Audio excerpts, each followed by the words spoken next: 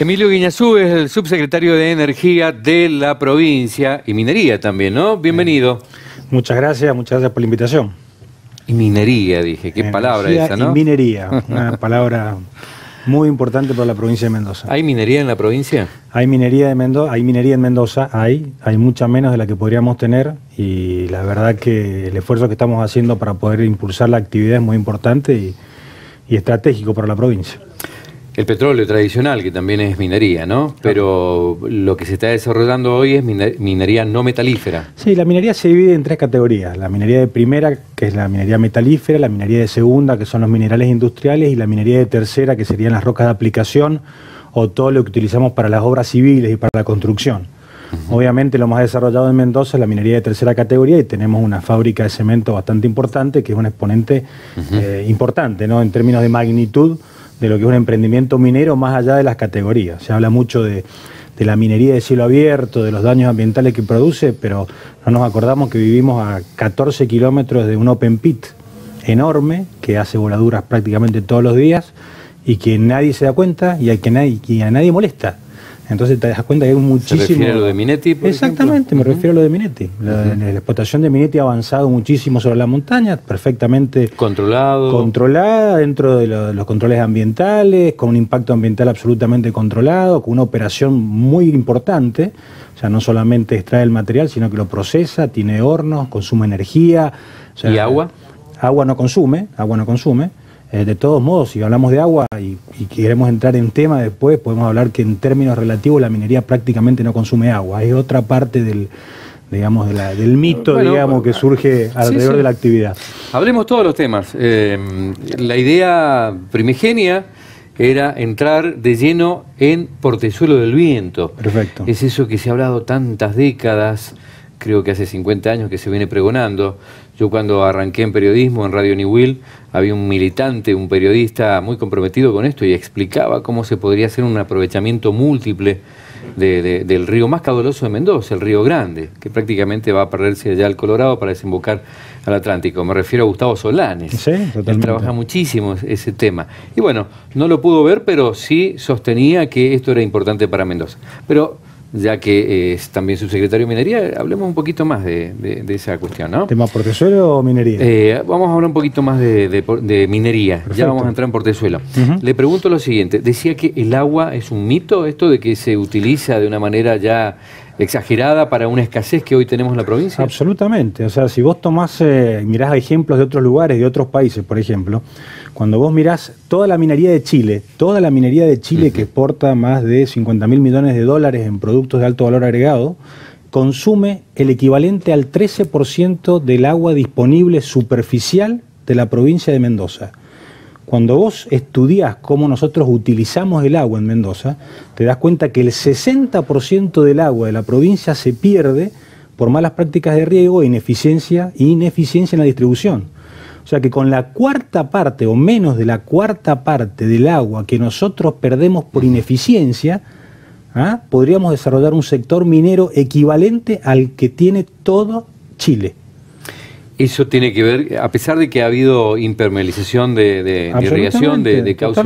Totalmente. Aún con todas las obras de irrigación, que ha hecho un gran trabajo y lo sigue haciendo, la eficiencia promedio de riego en la provincia es de menos del 60%. Eso pasa en la finca. Menos del 40%. Menos del 40%. Eso es por lo que en las fincas riegan a manto prácticamente. Tenés mucho riego a manto, tenés todavía riego a sequía, la tecnificación del riego no llega al 15% de la superficie cultivada. Entonces, si hablamos realmente de una provincia que tiene un problema de agua y que el agua vale más que cualquier otro insumo productivo de la provincia, hay algo que no entendemos o no estamos haciendo. ¿Y si los mineros hicieran esa inversión para que se riegue con riego por goteo, por ejemplo?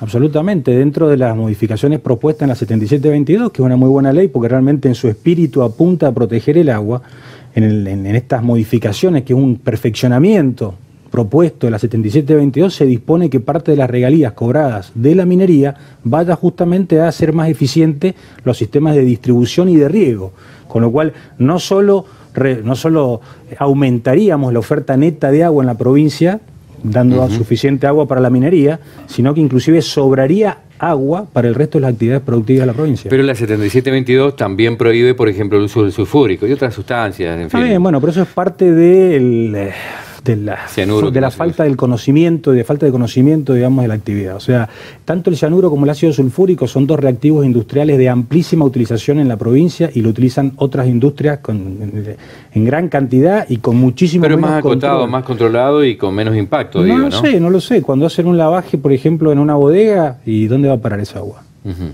Entonces, objetivamente, yo te diría, esto es una realidad. O sea, nosotros miramos a la minería con una fotografía que atrasa por lo menos 40 una empresa años, ¿no? allí a la vera del canal Cacique Guaymallén, en Luján, que tiraba mercurio. Bueno, una locura. El mercurio realmente es una sustancia peligrosa, absolutamente, un metal pesado. De ninguna manera lo pongo en la misma categoría que te pondría el cianuro o el ácido sulfúrico. El cianuro es un reactivo extremadamente noble. La gente le tiene miedo porque suena a veneno, pero la realidad es que el cianuro es un reactivo que se combina inmediatamente con cualquier sustancia. O sea, cuando vos arrojás cianuro al agua, lo que pasa es que se combina inmediatamente con cualquier material y deposita como una sal inerte. Entonces, por ejemplo, en los accidentes, en los trágicos accidentes, no trágicos, los accidentes que ocurrió en Veladero realmente, que fueron en San Juan, una cosa que se podría haber evitado. Que lo ocultaron y bastante mal trabajaron. Muy mal manejo de la comunicación.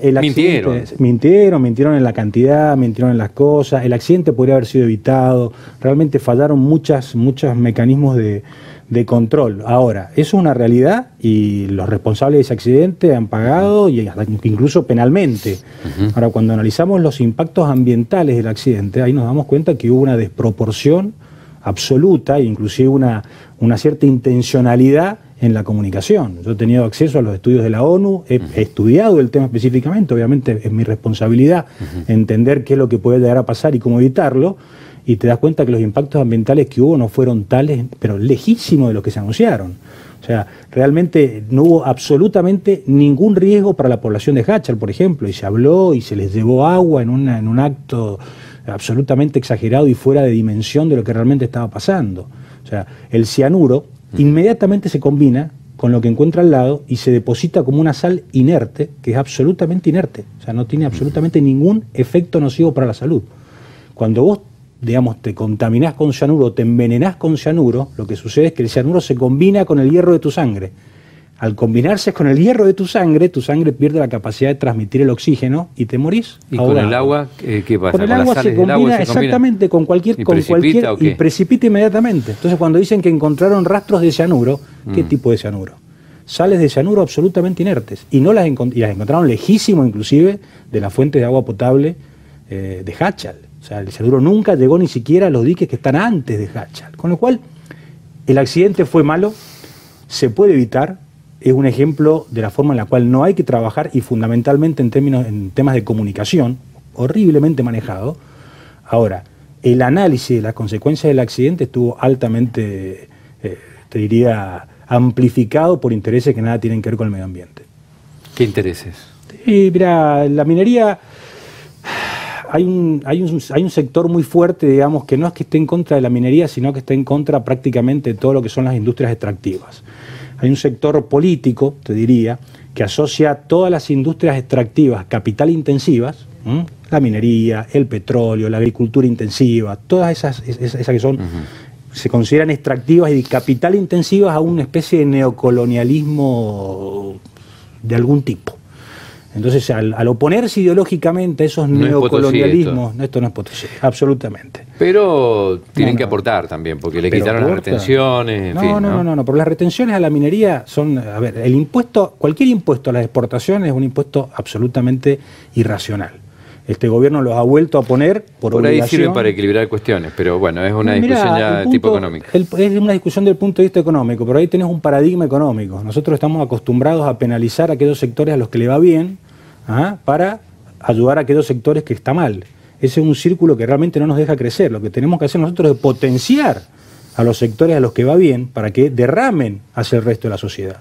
Pero si nosotros permanentemente estamos atentando o impidiendo el crecimiento de aquellos sectores que son potencialmente fuertes, siempre vamos a estar dependiendo o tratando de sobrevivir con aquellos sectores que por ahí no tienen tanta posibilidad de crecimiento. Es como, te hago un ejemplo, por ahí hablo mucho, vos parame, ¿no? Pero vos te vas a tu chico, el sistema educativo nuestro, ¿cómo trabaja? Vos llevas al chico a la escuela, resulta que al chico le encanta la música, pero le va mal en matemática. ¿Qué es lo que haces? y le metes a matemática, matemática, matemática, matemática y nunca le das música, porque anda bien en música. ¿Qué pasó? Pues no le hace falta.